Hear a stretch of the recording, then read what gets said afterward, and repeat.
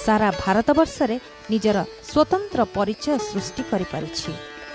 एथिपई सारा भारतर कोण अनुकोण रे तालीम केन्द्र मान गढ़िलाणी। एथिपई युवपीढ़ी आग्रह प्रकाश मध्य करुछंती। एहा द्वारा सेमाने केवल उपार्जनक्षम होई पारिछंती ता नुहे, ओडिशार पारंपरिक कला मध्य आज सेमानंक भितरे बंची रहिछि।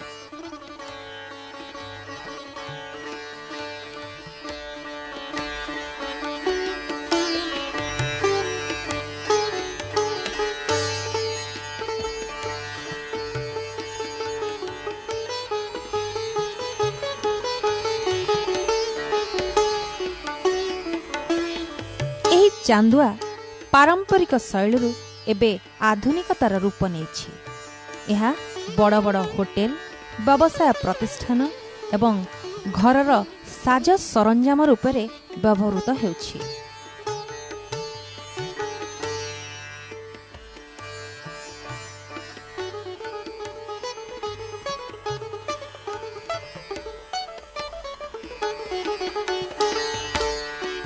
चांदुआरे शोभा पाई थाए विभिन्न पशुपक्षींकर छवि ठारू आरंभ करी शिल्पीर कल्पना प्रस्तुत प्रतिछवि। विशेषतः एठिकार शिल्पी माने प्रस्तुत करिथांती त्रास, छत्र, आलट, विमान आदि।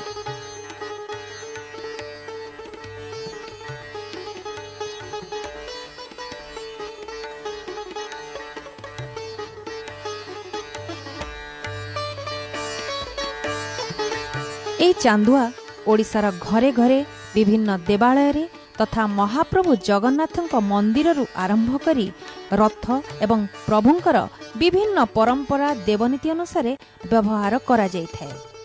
तेणु यह एक परंपरागत कला। परंपरा क्रमे उत्सर्गीकृत कारीगर मानकर यह सब होछि अवदान।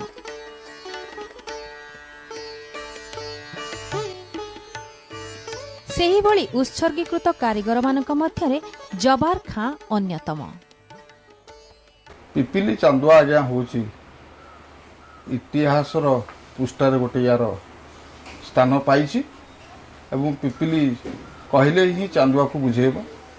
यही पिपिली चांदुआ आम तैयारी करी एठार बहुत कारीगर मान रही जे जार पेट पोषुंट। तो संग संगे विशेषकर आम जगन्नाथ मंदिर सांगे आमर संपर्क रही।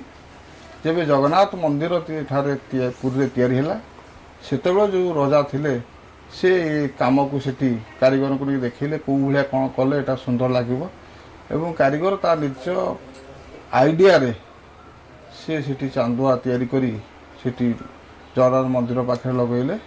जो समय आमर रथ यात्रा हुए से समय मध्य ये पिपिली चांदुआ तो विभिन्न डिजाइन श्री रथ यात्रा जगन्नाथ, सुभद्रा, बलभद्र ये तीन जन रथर चांदुआ जिनस या लगे।